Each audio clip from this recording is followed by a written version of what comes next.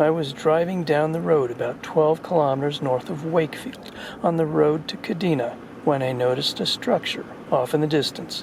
As I sped by, I studied it. Was it abandoned? I pulled off to the side of the road and then spun around, heading back to have a closer look. I wasn't certain, but it appeared to have been abandoned many years ago. It had the look of a late 1890s homestead house. And of course, if it was abandoned, I had to explore it. Rockhopper here. Let's go inside what appears to be an abandoned old farm homestead here in South Australia. It looks pretty creepy. Let's go explore. I hopped over a barbed wire fence and walked closer. Now I could see old vintage cars left behind.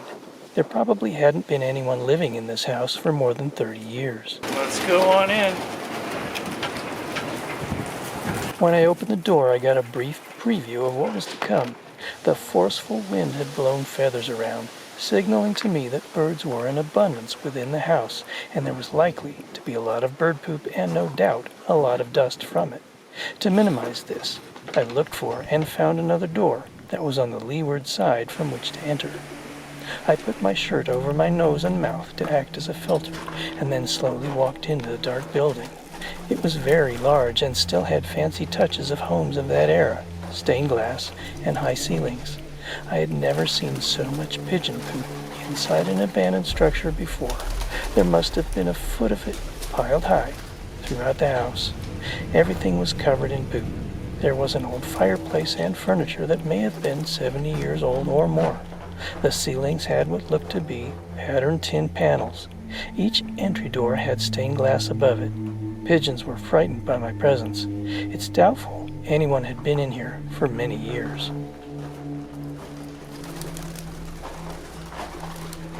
I had explored numerous abandoned structures before and had sometimes made videos of them. I knew what to watch out for: unstable beams, joists and floorboards, rickety stairs, animals such as birds flying out at me, rodents scurrying around, and now the added element of venomous snakes.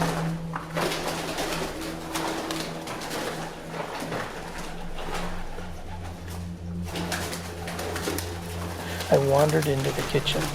There were still appliances left there.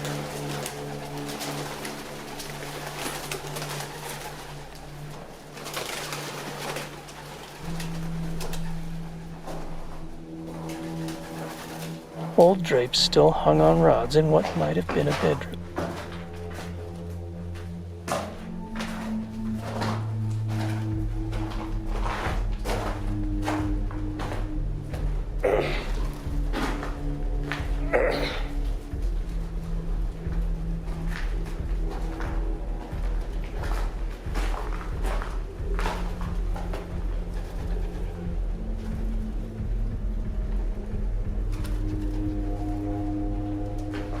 I saw another fireplace, nearly buried under poop. The floor was caked with it. OMG, I couldn't believe how much bird poop was piled up. When I entered the next room, the chair in the back was nearly buried by it.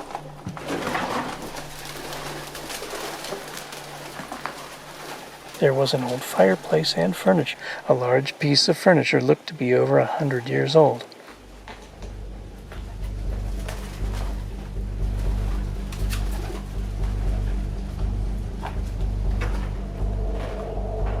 I could tell by the doorknobs that this place was probably as old as the 1880s, maybe older.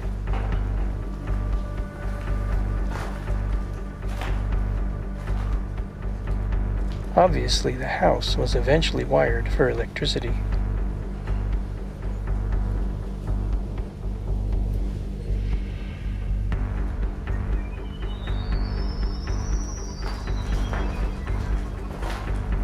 The place had a forlorn, creepy vibe, a house that could be haunted with mischievous spirits watching over it now, or be the dwelling of an evil entity.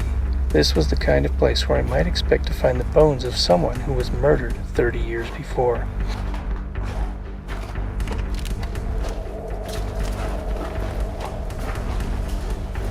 Everywhere I went, it sent pigeons flying about throughout the house.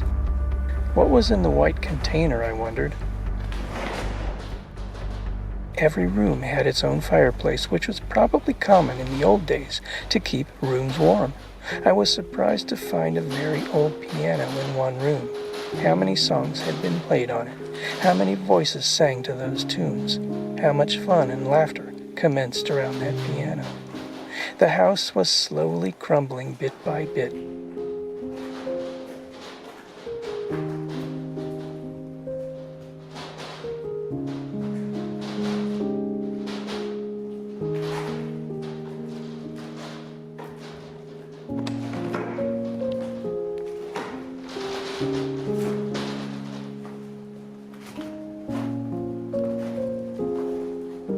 The stained glass work was pretty.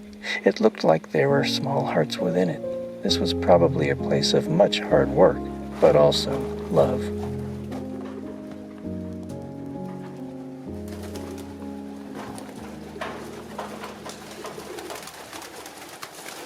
When I looked up, it was like something out of a weird dream or a strange movie. Many dozens of pigeons flailing about.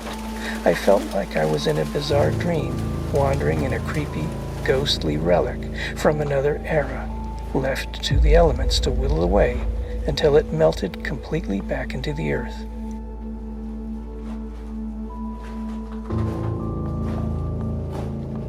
When I looked down, I saw that I was walking upon the bodies of the dead. Dead pigeons!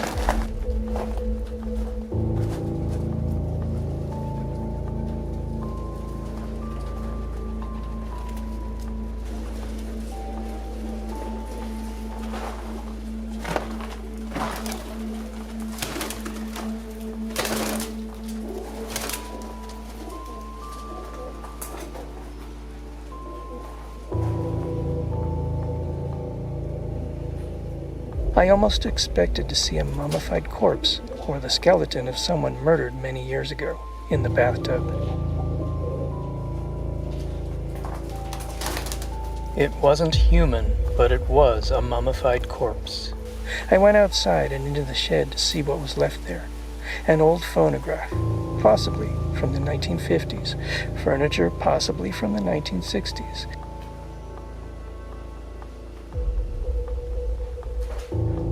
and a bicycle that might have been there from the 1970s.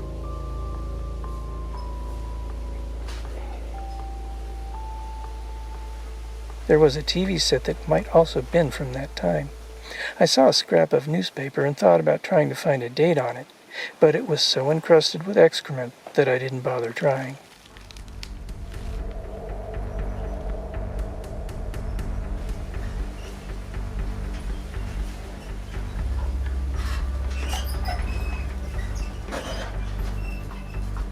Old washing machines with wringer rollers and a refrigerator collected dust.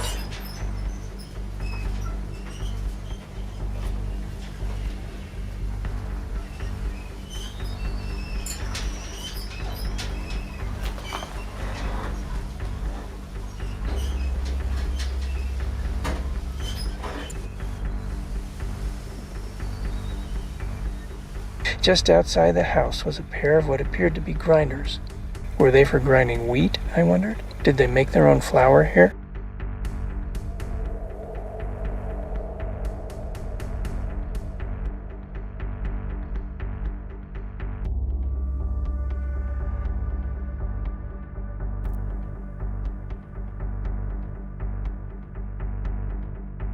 Wind, sun, and rain all conspired to slowly dismantle the old house. The structural supports were listing, and the edge of the roof was about to tumble down. Beyond the house were old vehicles laid to rust, a couple of vintage utes.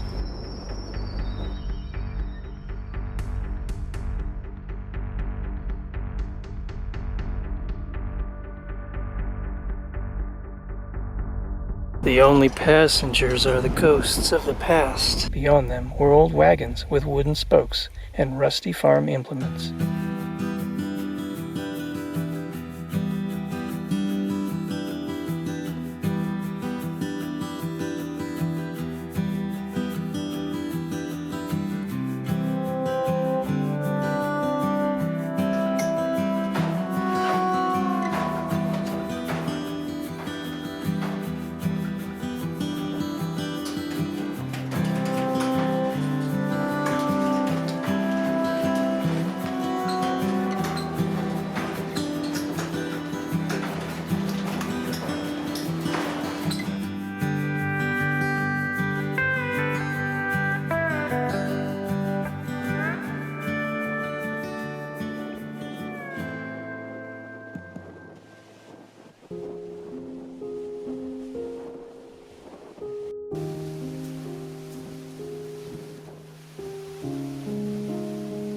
Electrical conductors and insulators were strewn across the ground.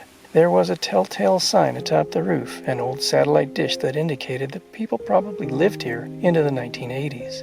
In the field sat the desiccated wooden bones of the skeletons of caravans, being stripped by the elements.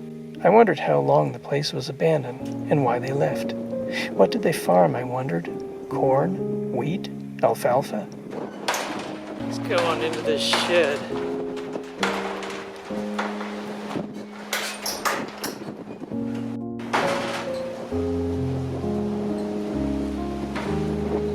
A Sunshine brand harvester. I'm guessing it was probably for wheat.